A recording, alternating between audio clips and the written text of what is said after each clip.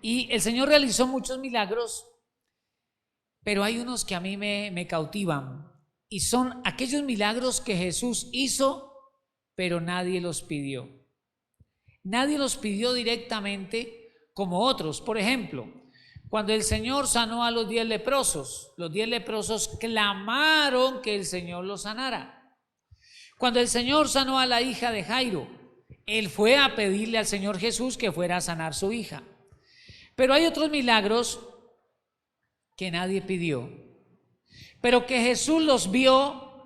Quiero decir, a esas personas el Señor las vio sufriendo, y el Señor entonces hizo un milagro, y son los que yo llamo como milagros por la misericordia de Dios.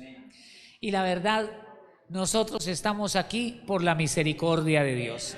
Si no, quién sabe en qué perversión andaríamos en un día como hoy. Y por eso le puse como título al tema de hoy: la misericordia y el poder de Jesús. La misericordia y el poder de Jesús.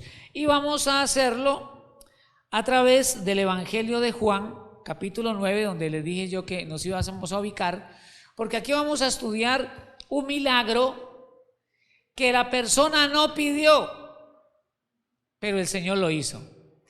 ¿Cuántas veces ustedes y yo hemos recibido milagros de Dios que no hemos pedido, pero han llegado por su misericordia? Muy bien, entonces vamos a estudiar la misericordia y el poder de Jesús allí en Juan 9. Y lo primero que vamos a estudiar es que Jesús nos mira con ojos de amor. ¿Cómo nos mira el Señor? Con ojos de amor. ¿Usted le ha sucedido en su vida el saludar a alguien y que ese alguien le tuerza los ojos? Como decimos nosotros, ¿cómo te parece que me vio y me torció los ojos?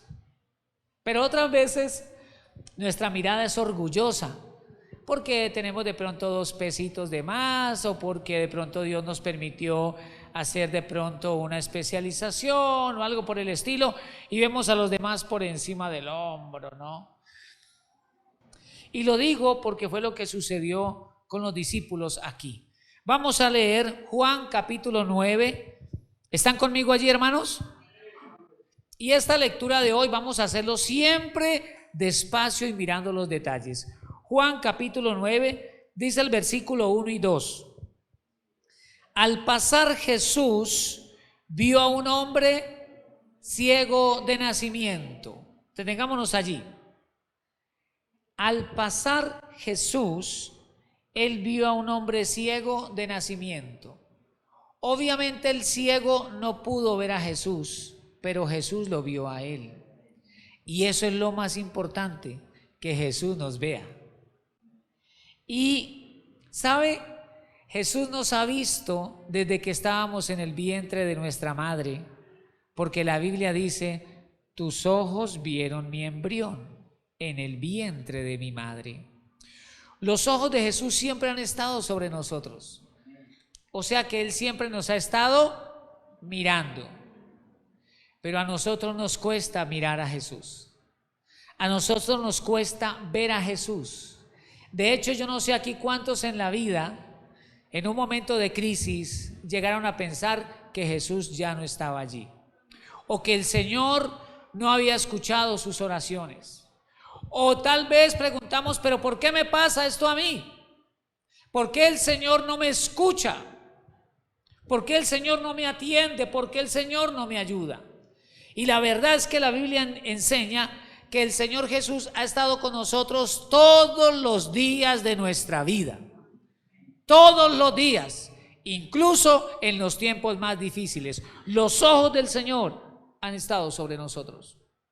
Claro está, el ciego no era consciente de que lo estaban mirando, como nosotros. Tal vez en muchos momentos no hemos sido conscientes de eso, pero los ojos del Señor siempre han estado sobre nosotros.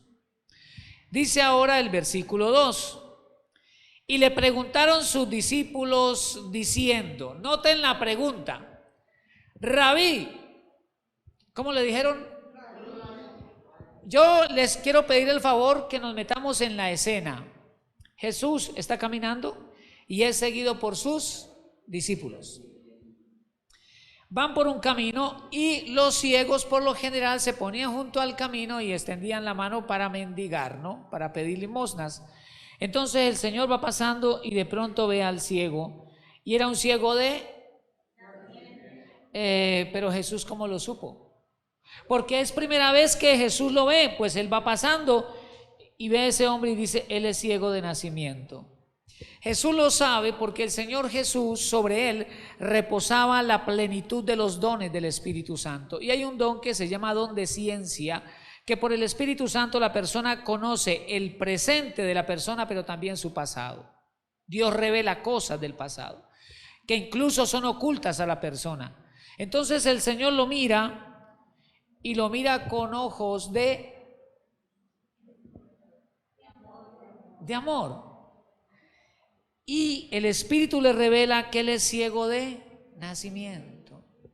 Y eso es más duro que quedar ciego en la vida, es nacer ciego de nacimiento. Porque cuando una persona queda ciega a los 15 o a los 20 o a los 40 años, tú le hablas del color azul y él sabe cuál es el color azul.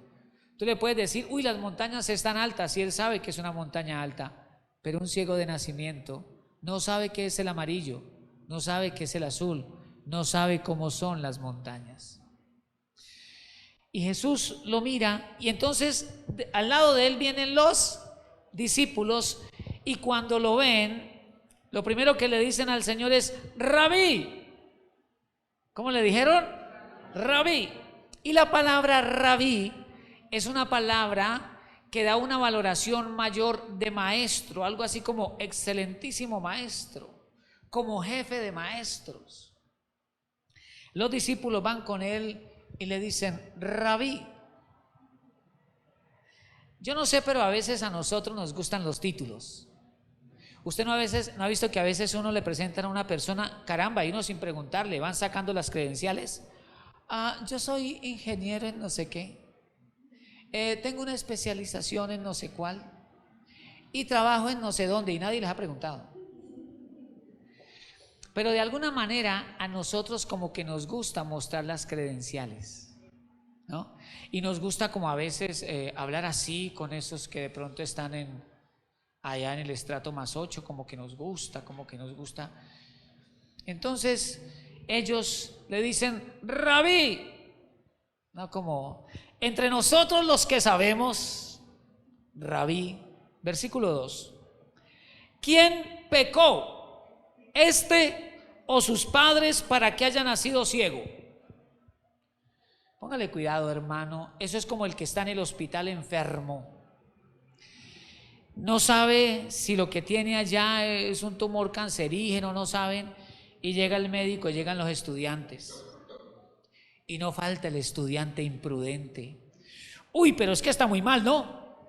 Pues por lo que uno ve esto, por ahí 15 días le quedan. No, doctor, no. Él es un ciego de nacimiento, está pidiendo. Jesús lo mira, pero ¿cómo lo mira Jesús? Con ojos de amor.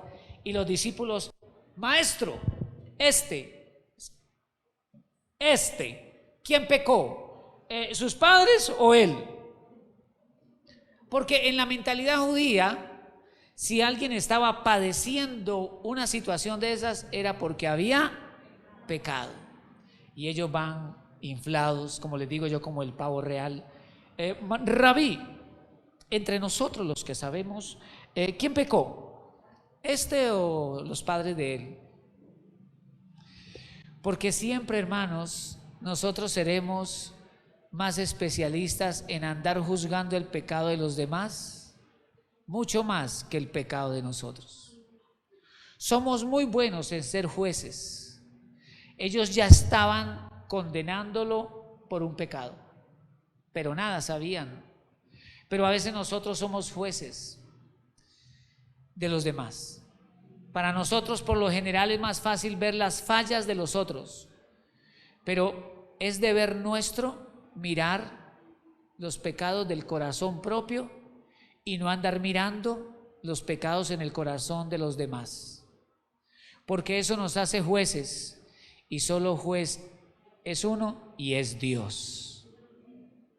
Sin embargo, ellos concluyen eso. ¿Quién pecó? ¿Este o sus padres? Y esto es bien interesante, hermanos, porque la Biblia nos dice que él era ciego de... Y si fuese cierto que él había pecado, ¿cómo va a pecar antes de nacer para que fuera ciego? ¿Me hice entender? Ellos dicen, ¿quién pecó? ¿Él o sus padres? O sea que había posibilidad de que él había pecado y por eso había nacido ciego. ¿Y cómo usted va a pecar en el vientre?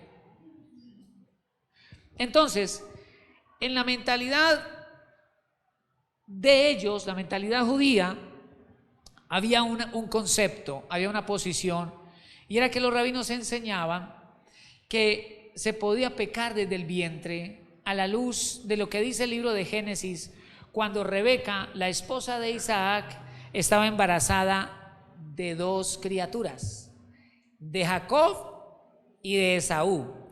Y la Biblia dice, es que lo cautiva a uno es eso, la Biblia dice que peleaban entre sí. Oiga, y a veces había unas garroteras ahí, tan tremendas, que la Biblia dice que ella dijo, si esto es así, no vale la pena vivir, y se fue a orar a pedirle a Dios que le quitara la vida, porque ella no quería seguir siendo el ring de dos criaturas allá. Y yo trato de pensar cómo eran dos bebés agarrados allá adentro. Yo trato de imaginarme, pero ¿cómo peleaban estos? Desde el vientre. Entonces la enseñanza de los rabinos decía que Esaú trataba de matar a su hermano desde el vientre.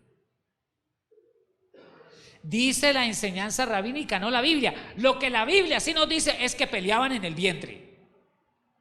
Entonces, como ellos tienen la mentalidad de que se puede pecar desde el vientre, de pronto él había pecado desde el vientre de su madre, o quizá era un pecado de sus padres y el juicio había venido sobre él y él había nacido ciego. Entonces ellos lo miraron como un experimento. Señor, ¿quién pecó? ¿Este o sus padres? ¿Cómo lo miraba Jesús? Con ojos de amor. ¿Cómo miramos nosotros, hermanos? Porque nosotros tenemos la tendencia a juzgar a las personas por su apariencia. ¿Sí o no? Pero Jesús no nos mira así.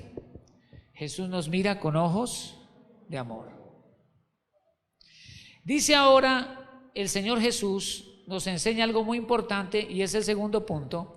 Jesús es la luz del mundo.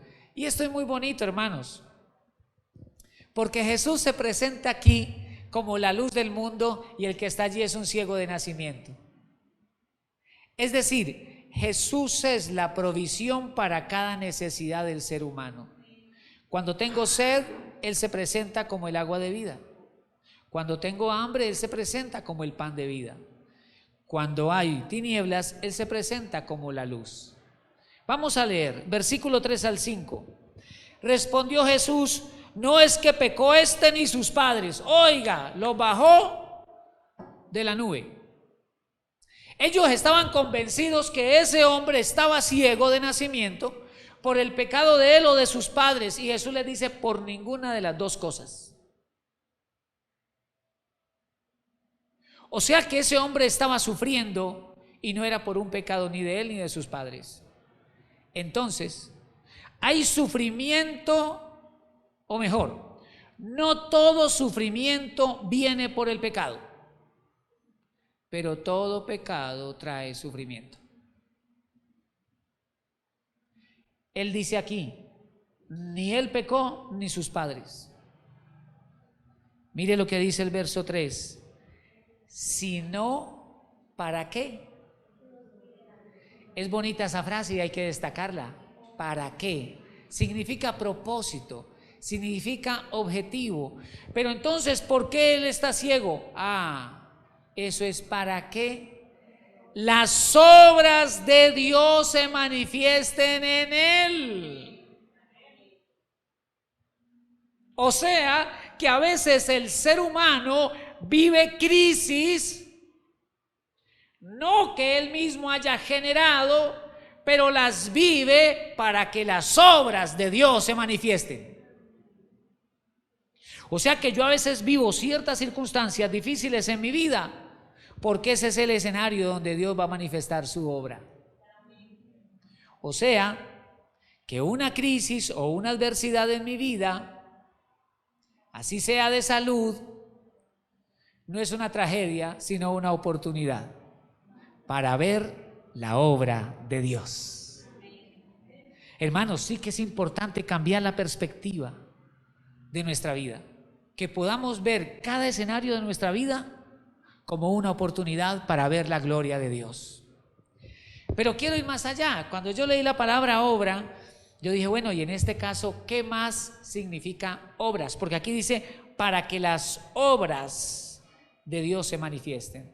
Entonces les quiero compartir el significado de la palabra obras. En primer lugar, la palabra obras, allí en ese versículo, se traduce del término griego ergón. Y esa palabra tiene tres significados principales que yo se las quise traer.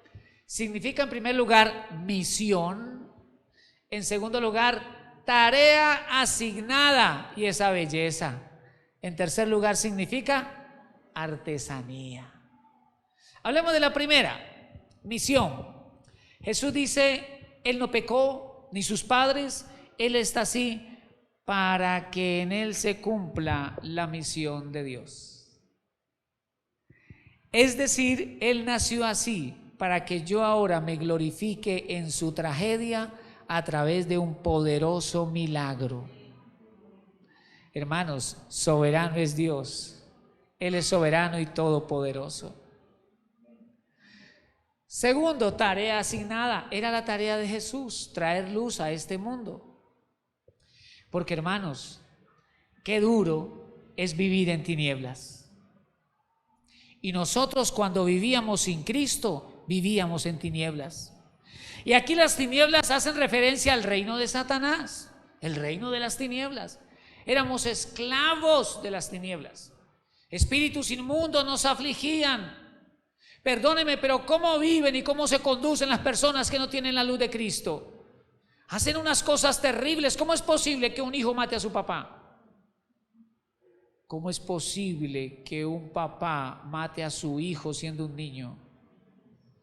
¿Cómo es posible que un hijo mate a sus padres y a varios de sus hermanos?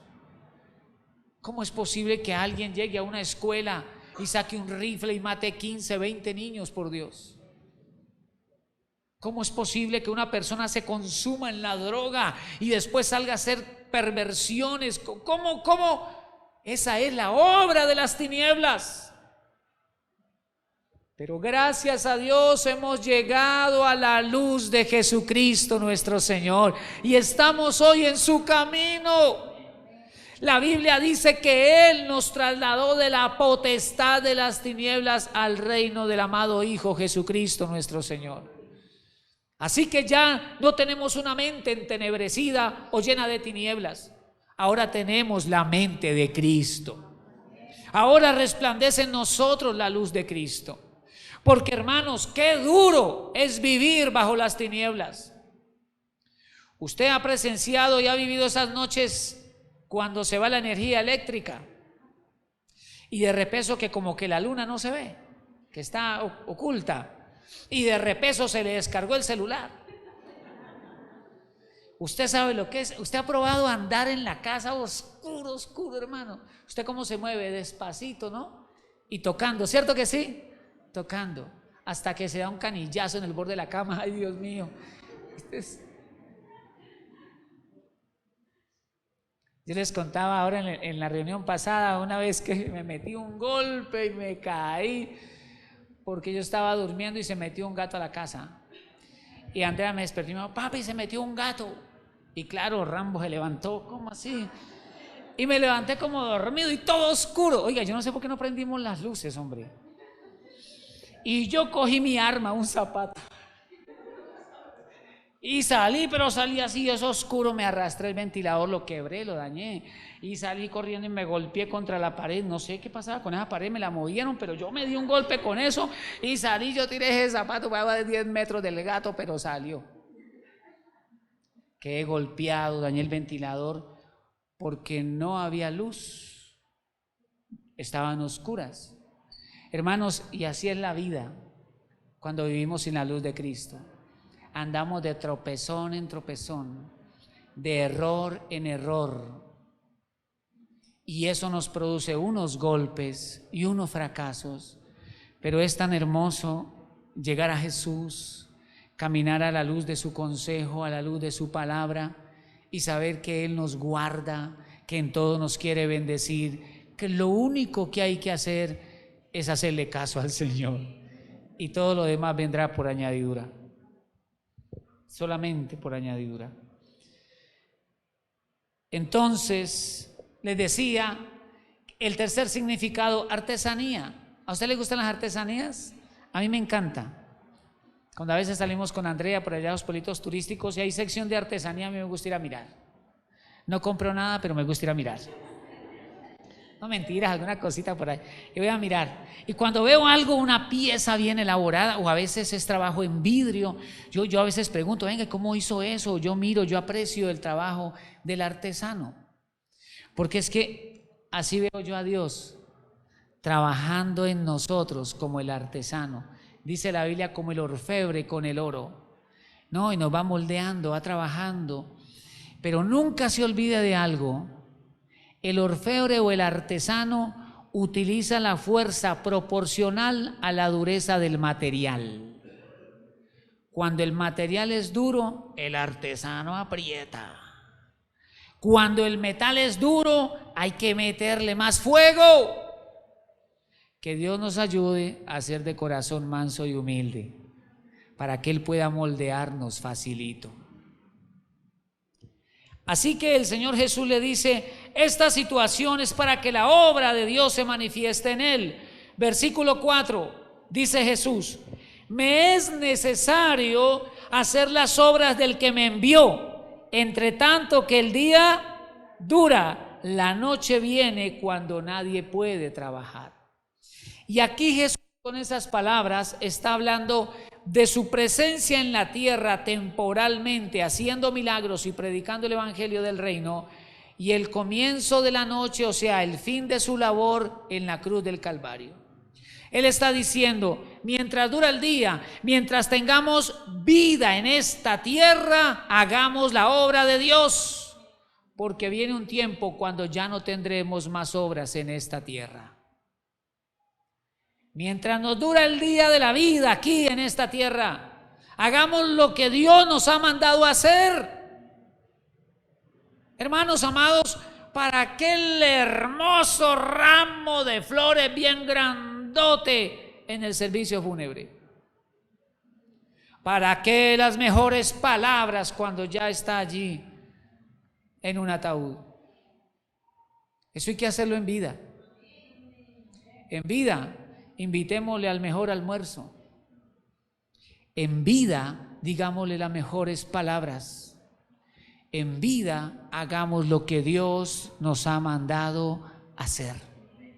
Porque viene un tiempo cuando ya no habrá más obras en esta tierra. Un día partiremos, pero debemos ser conscientes de que somos una misión de Dios en esta tierra. Somos un plan de Dios en esta tierra, somos un propósito, y mientras tengamos vida debemos hacer lo que Dios nos ha mandado hacer. Dice ahora el verso 5, dice Jesús, entre tanto que estoy en el mundo, luz soy del mundo. Y gracias a Dios que ahora estamos en su luz, que ahora estamos en su camino. Quiero que veamos aquí una faceta del Señor. En tercer lugar, Jesús es alfarero, y es alfarero restaurador por excelencia. Quiero decir, podemos venir a los pies del Señor Jesús con nuestra vida quebrada, hecha a pedazos. Yo no sé cuántos llegaron al Señor así, pero yo llegué al Señor a través de una crisis emocional. Yo no me quería congregar porque a mí me daba pena. Para mí los cristianos evangélicos eran como loquitos. Decían, no, qué pena. Yo quiero ir a esas reuniones, no. Pero como siempre Dios es más fuerte, entonces me llegó una crisis emocional muy fuerte. Y una noche de esas yo no aguantaba más. Y yo no sé de dónde me salió y le dije, si tú me quitas esto, yo voy a la iglesia. Y me lo quitó. Ay, ahora toca ir a la iglesia. Pero como yo soy avispado, no fui a mi pueblo, fui a la ciudad de Cali. Allá empecé a congregarme. Qué personaje, ¿no? Pero Dios me fue trayendo con su amor, me fue trayendo. Y hoy tengo la misericordia de predicar aquello que un día me avergonzaba, porque Dios es bueno. Así que podemos llegar a Él con nuestra vida hecha a pedazos, que el Señor la restaure y la transforma. Dice Juan capítulo 9, verso 6, dicho esto, escupió en tierra. Mire usted, escupió en tierra, el maestro escupió en tierra e hizo lodo con la saliva y untó con el lodo los ojos del ciego. Claro, como él era ciego, no sabían lo que estaban haciendo. Y llegó el Señor y hizo una preparación allí, escupió. Yo imagino al maestro escupiendo. Y luego llegó allá y cogió, amontonó tierrita. Él vio que quedara así bien blandito, llegó y ¡pin! Le aplicó en los ojos del ciego y el ciego pues no podía ver, estaba ahí. Y aplicó los ojos del ciego. ¿Y sabe por qué? A mí me encanta ese versículo, porque es que esas son de las cosas que Jesús hace y le quiebra a uno los argumentos, le quiebra a uno las maneras. Yo no sé cuántos aquí de pronto padecemos porque somos muy cuadriculados, ¿no? Creemos que es que Dios solo se manifiesta así, que Dios solo se manifiesta así. Dios se manifiesta como quiere, cuando quiere, con quien quiere, como Él quiere, porque Él es el Señor, Él es Dios. Nosotros tenemos que tener más bien un corazón humilde y ser sensibles al Espíritu para comprender lo que Dios está haciendo. Pero Él hace como Él quiere. Y tenga en cuenta algo, en todo el Antiguo Testamento nunca se había hecho un milagro así. O sea, ¿usted cuándo vio a Eliseo, a Elías allá escupiendo y preparando lodo? Fue la primera vez que Jesús está haciendo eso. ¿Qué tal nosotros de discípulos del Maestro en ese momento? ¿Qué hubiéramos hecho? Uy, gas, uy, no. Ay, no, yo no ando con él. Uy, a nosotros es una operación.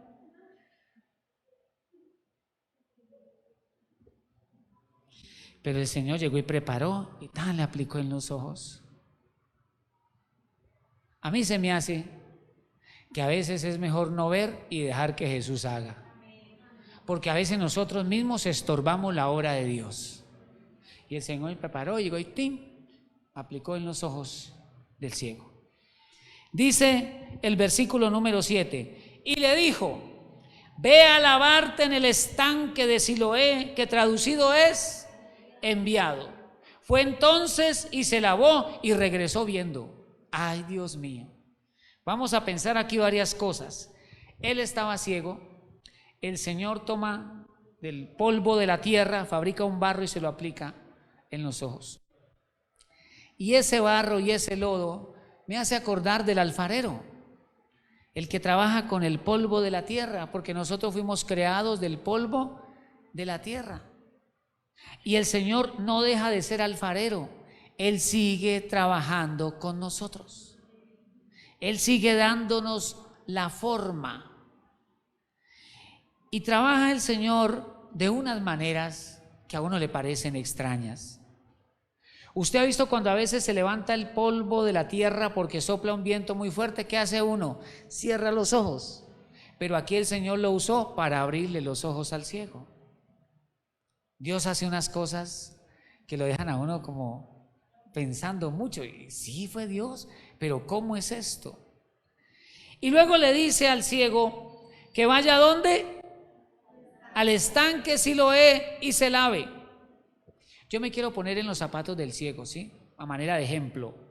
Imagínate él ahí, viene Jesús y están en tremenda discusión teológica a ver quién pecó. Ya lo están cuestionando a él. ¿Y qué diría él sentado? Vea estos buscándome el pecado, qué cosa tan terrible.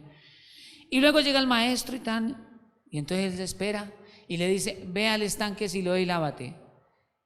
Él pudo haberse quejado, pero me cuesta llegar aquí, ahora usted me va a mandar al estanque a lavarme. ¿Cómo voy a hacer yo para llegar al estanque Siloé? Él pudo haber usado argumentos y razones para no ir. Jesús solamente con tocarlo, es más, sin necesidad del barro, pudo haberlo sanado. Pero son las formas de Dios. Ve al estanque Siloé. Y me acordé, porque lo mandó a lavarse los ojos, y me acordaba de Naamán, el general sirio. ¿Se acuerdan ustedes que el Señor, dice la Biblia, el general sirio era leproso? Y entonces vino donde Eliseo para que lo sanara, ¿no? Entonces, pero resulta que Naamán el sirio era orgulloso. Gracias a Dios nosotros no sabemos qué es eso, pero él era orgulloso. Era orgulloso y llegó con un séquito de soldados, de pompa a la casa de Eliseo. Y entonces Eliseo sabía que venía, y como era profeta conocía el corazón de Naamán, y llama a Giesi, su criado, y le dice: Giesi, ve y dile a Naamán que se sumerja en el río Jordán 7 veces y será sano. Entonces salió el siervo y le dice: señor general, dice mi señor que vaya al río Jordán y se lave 7 veces. Y entonces Naamán se enojó y se dio la vuelta y se montó en la mula y se fue con toda la gente y se fue bravo y se fue diciendo: ¿pero qué es esto? Yo pensé que el profeta iba a salir a orar por mí, que iba a poner una mano en mi lepra, iba a levantar la otra mano y me iba a hacer tremenda oración y entonces yo sería sano. Porque a veces a nosotros nos gusta eso, ¿no? A nosotros nos gusta a veces eso, ¿no? Que nos toquen el ego, que no se suba. Entonces él quería algo así. Pero mire lo que hizo. Es que mandarme a lavar al río Jordán 7 veces. Si en Damasco, mi ciudad, está Habana y Farfar, mejores ríos hay en Siria para yo meterme a ese riachuelo. Y se fue todo bravo, murmurando. A veces sus hijos han murmurado, no responda por favor. Cuando usted le dice: hágame el favor, recoja los zapatos que dejó en la sala. Y ellos se van a toda hora a recoger las cosas, los zapatos, llevar a la villa y ¡pum! Y tiras para allá. ¿Sí ha visto esa escena? No, eso a veces pasa. Y usted a veces tiene otro hijo o una hija que le dice: vaya y recoja los zapatos. Ah, bueno, señor. Lo recoge y los lleva. Se da más la primera escena que la segunda, pero ambas se pueden dar. Eso puede suceder. El Señor le dice a Naamán: vaya y se lava 7 veces. Y él salió todo bravo, alegando, todo enojado. Y entonces uno de los siervos le dice: mi señor, Naamán, si el profeta le mandara a hacer algo más difícil, ¿usted no lo haría? ¿Qué tiene que se meta 7 veces pues, tocará, a ver, arrimemos aquí. Y se metió 1, 2, y a la 7ª vez cuando salió del agua, su piel era como la de un niño, dice la Biblia. Ahora volvamos al momento de Jesús le dice al ciego: ve y lávate a Siloé. El ciego no dijo nada, sino que se fue a lavar. ¿A cuál de los dos personajes pertenecemos nosotros? ¿Cómo somos cuando Jesús nos habla? ¿Cómo somos cuando Jesús nos manda a hacer algo? El hecho es que el ciego se fue. ¿Por qué el Señor no lo sanó simplemente tocando sus ojos, sino que le dijo: ve a lavarte? Porque el Señor estaba pidiéndole obediencia. El milagro no ocurrió antes de la obediencia del ciego. Ese milagro estuvo precedido de la obediencia. Por lo tanto, hay milagros que requieren obediencia. Hay milagros que están detenidos porque hay desobediencia.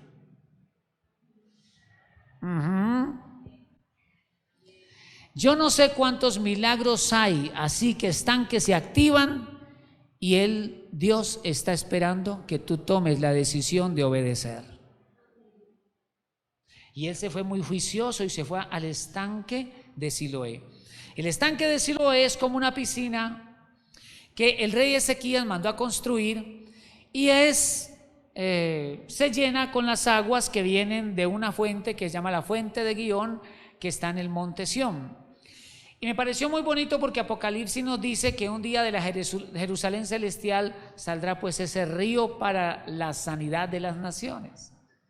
Entonces, de allá del monte de la fuente Gihón sale el agua y llega hasta el estanque de Siloé, que se llama o que significa ¿qué? Enviado. Y me parece muy bonito porque Jesús había sido enviado por el Padre Celestial. Y Jesús es no solamente nuestro sanador, hermanos. Jesús es nuestra provisión en todos los sentidos. Jesús también dijo: yo soy el pan de vida. Jesús dijo: yo soy el agua de vida. Por eso, cuando usted tenga una crisis, cuando usted esté pasando por un momento difícil en su vida, cuando usted sienta la soledad, cuando usted viva la decepción o la frustración, cuando a usted se le cierren las puertas, cuando usted diga: yo no puedo más, vaya a su cuarto y cerrada la puerta, ore a su Padre que está en lo secreto, y su Padre que ve en lo secreto lo recompensará en público. En Él usted va a encontrar la fortaleza. Usted se va por los otros caminos y va a terminar cansado. Solamente en Jesucristo el Señor siempre estará la verdadera respuesta. Vamos a ver ahora, en cuarto lugar, que el Señor Jesús transformó la vida del ciego y del mendigo, porque acuérdese que él mendigaba, él vivía ahí a orilla del camino, siempre pidiendo, siempre esperando una limosna, viviendo de lo que le sobraba a los demás. Lo lindo es que cuando estamos en Cristo Jesús empezamos a darnos cuenta de que somos hijos y que no tenemos que vivir de las limosnas, sino que podemos sentarnos y comer en la mesa del Rey, porque somos hijos de Dios. Pero eso es algo que va sucediendo en la medida en que caminamos con Jesús, en la medida que Él y nosotros nos disponemos para que se nos abran los ojos del entendimiento y podamos entender todos los beneficios y bendiciones que significa ser un hijo de Dios, ser una hija de Dios. Entonces nos dice Juan capítulo 9, versículo 8 al 11, dice el verso 8: entonces los vecinos y los que antes le habían visto que era ciego decían: ¿no es este el que se sentaba y mendigaba? Algunos decían: él es, y otros: a él se parece. Él decía: yo soy. Qué confusión, ¿no? No, ese es. No, no es. Sí, yo soy. Ah, caramba. Eso me permite concluir que hay bendiciones de Dios en nuestra vida que confunden a otros. No se explican. Pero cuando Dios bendice, bendice. Cuando Él te abre puertas y te pone en lugares de privilegio, es porque te ha honrado. Dios honra a los que le honran. Verso número 10: y le dijeron: ¿cómo te fueron abiertos los ojos? Respondió él y dijo: aquel hombre que se llama Jesús. A mí me encanta esa frase, hermanos. Aquel hombre que se llama Jesús. Aquel llamado Jesús un día llegó a nuestra vida, un día nos alcanzó. En mi caso, insistió, y aquí estamos para la gloria de Dios. Aquel hombre que se llama Jesús, dice, hizo lodo, me untó los ojos y me dijo: ve al Siloé y lávate. Y fui y me lavé y recibí la vista. Hermanos, en la Biblia las tinieblas están relacionadas con los poderes del diablo. El reino de las tinieblas es lo opuesto al reino de Dios. En las tinieblas opera el enemigo. Con las tinieblas viene a traer daño, viene a herir a los hijos de Dios, viene a atentar a los hijos de Dios, quiere oprimir y afligir a los hijos de Dios. Pero hay cosas que están escondidas en el corazón nuestro.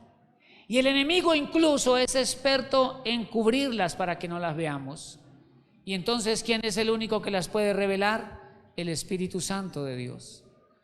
Y yo quiero invitarlos para que hagamos un ejercicio, y es para que le pidamos al Espíritu Santo que nos revele las tinieblas de nuestro corazón. Señor, ¿cómo el enemigo está operando en mí? Señor, ¿hay tinieblas en mi corazón? Señor, yo quiero exponerme a tu luz, porque yo quiero, 1, arrepentirme y 2, yo quiero caminar contigo.